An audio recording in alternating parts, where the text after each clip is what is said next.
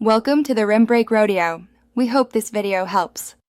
In this video, I will explain how to adjust Hyundai Elantra headlights. First, park your vehicle on a flat surface, exactly 25 feet from a wall. This distance is crucial for accurate alignment. Next, you'll need a Phillips head screwdriver and a measuring tape.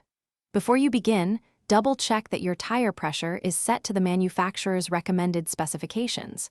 This ensures your vehicle sits at its proper height, which is vital for precise headlight adjustments.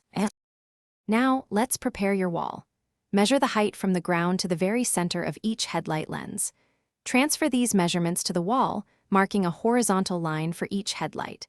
Then, draw a vertical line directly in front of the center of each headlight.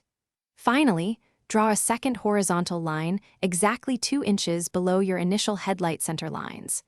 This lower line will serve as your target for the low beam cutoff. With your marks in place, it's time to adjust. Open your hood and locate the adjustment screws on the back of each headlight assembly. You'll typically find one for vertical adjustment and one for horizontal. Using your Phillips head screwdriver, turn the screws to move the headlight beam. Aim for the top of the low beam's brightest part to align with the lower horizontal line and the center of the beam with the vertical line. Adjust one headlight completely before moving to the other. After adjusting both headlights, take a moment to verify your work.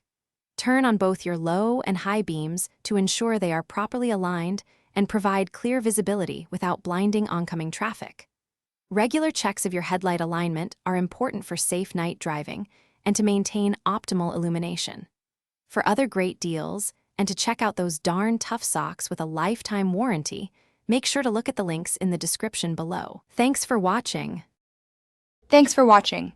Consider subscribing if we helped you.